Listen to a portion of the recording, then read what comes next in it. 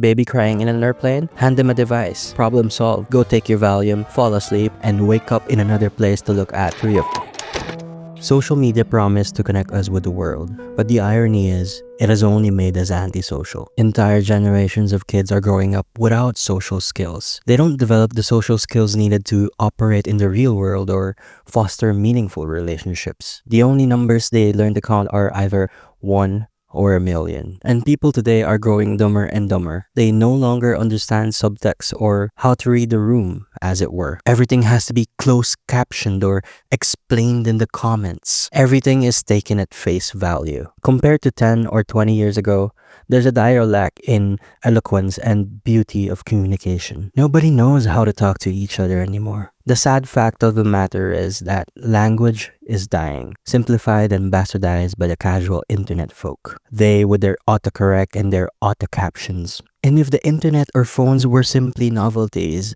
things that weren't part of our daily lives, then it would at least be safer. But that isn't the case, and it hasn't been for more than a decade. Screens are just a part of our everyday life now. Social media is the new media, and media is what shapes culture and society, and language is defined by those two things. Back in the day with the limited technology we had, we appreciated moments more. Waiting for things like dial-up internet or downloading a movie taught us patience and intentionality. We valued our time and experienced life without living vicariously through a screen. We actually talked to each other and had real conversations in bars, cafes, sidewalks, and buses. Activities like going to the cinema were sacred rituals, from the smell of popcorn to the sounds of good cheer and delight all floating around in the air.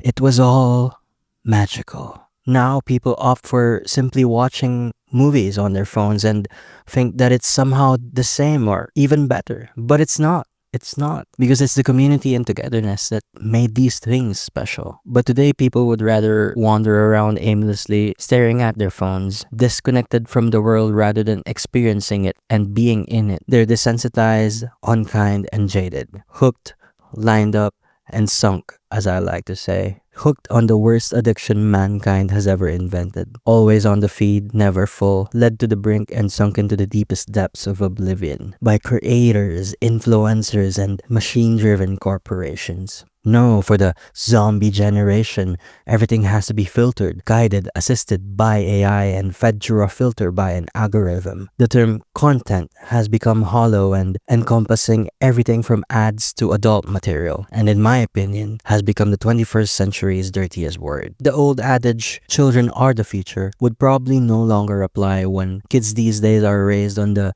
scroll me down and the thumbs up, missing out on all the joys of playing outside, exploring, falling down, and learning about the world on their own, and building real friendships on dinosaurs, Hot Wheels, ponies, and hot cocoa. But how can they when very early on they're taught to touch glass before skin? And by the time that they're able to speak, they'd have already been exposed to the internet, which is riddled with the most unsavory things, influenced by the worst of humanity. It is very true and very terrifying that kids these days learn how to speak from Mr. Beast instead of Dr. Seuss. To be a child is the most magical thing a human can ever be, and it only happens once and very briefly. And we are quite literally taking that away from them by handing them an iPhone or an iPad. Baby crying in an airplane? Hand them a device. Problem solved. Go take your Valium, fall asleep, and wake up in another place to look at through your cam app. I heard from someone once that having an iPhone is like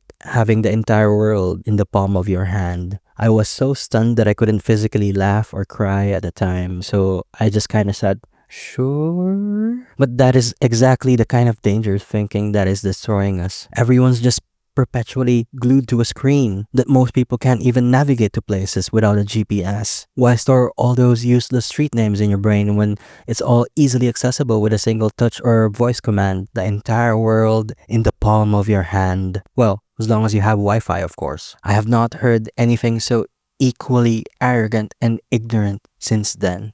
But wasn't that the whole point of technology, though? To make things easier, to make life easier, to give us more free time to explore ourselves and grow artistically and intellectually.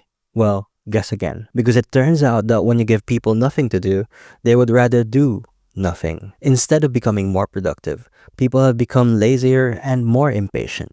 It's absurd that everyone just expects instant gratification all the time, and almost no one can comprehend that the only thing that makes things of true value is time. And because of it, people can no longer focus and everyone needs constant stimulation. There's so much stimulation now. There's too much light pollution, noise pollution, even color pollution. Attention spans are shrinking and morals and good values are fading. Even worse, history is at risk of being lost or revised if it hasn't been already. Why can't anyone see that the internet and AI are eroding truth? Videos, photos, documents can easily be doctored and manufactured.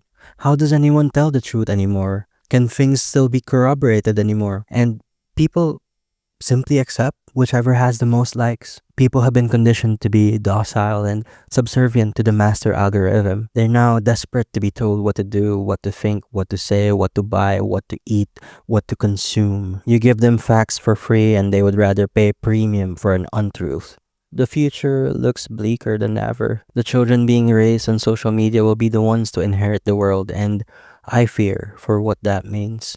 Perhaps then a reset is needed where people learn to work, wait, and struggle again. Tabula rasa as it was in Latin. Well, one can only hope.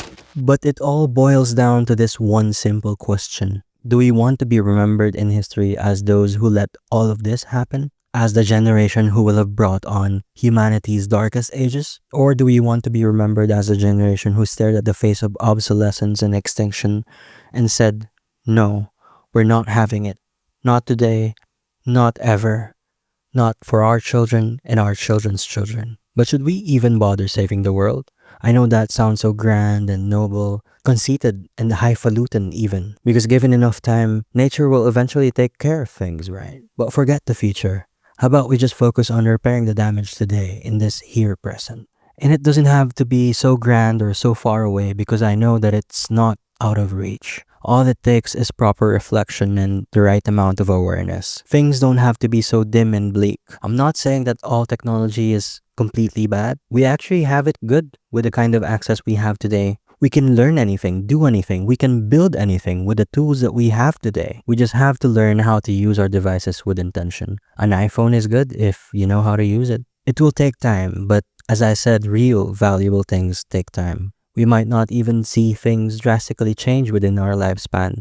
But the thing is, the internet will be around for a lot longer than we will be, and that is also precisely why we must be responsible and think about what we leave up there in the cloud, because this will be our legacy. And that is also the reason for why I'm doing this, to leave good things behind. At the very least, to leave a reminder that good things used to exist in the world, like coffee shop dates, hours-long telephone calls, phone booths, walking in the park, cab rides with the one you love, and FM radio. My God, FM radio. But not to be stuck in the past or overly romanticize it or put it on a pedestal, but simply to help the future generations get things back on track. Because in order for you to move forward, you must first understand fully where you've been. It is my aim through this project, through these journals, to preserve the delicacy of language, beautiful old traditions and mores, and the finer sensibilities for love, art, and music. And hopefully the seeds that would inspire the cultivation of radical, unguided thinking once more. Ultimately, a guide for a way of being in the world without technological guidance or artificial assistance. This is simply my small part to play in reminding the world of what it means to be human. And I have never been as sure of anything in my life before today, speaking to you right now and in the faraway, distant tomorrow. Now, if this sounded like a manifesto, that's because it was derived from a 12-page manifesto that I'd written a long time ago. And like all good things, this needed time to be ready, I suppose. But this isn't just some soliloquy or pontification. This is a call to action. I want to invite all of you to be part of this journey where we learn how to become better humans for a better tomorrow, while there's still time. You can follow me, subscribe, like, share, comment, or disapprove. I am at mjack Ferdinand, and follow the show at Guided Collapse on all platforms. This will be on Spotify, Apple Podcasts. For those of you who'd like to read the full thesis and unabridged essays that will eventually dictate the framework for the recordings, this will also be on Substack. Links will be in the description. But just remember that where you go or how you proceed from there is entirely up to you. And if you do decide to follow me, be sure to bring a candle with you, because where we're going needs all of the light it can get. My friends, thank you for tuning in. You have been amazing, and I have been Jack Ferdinand. And this is the guided collapse. See you on the next entry.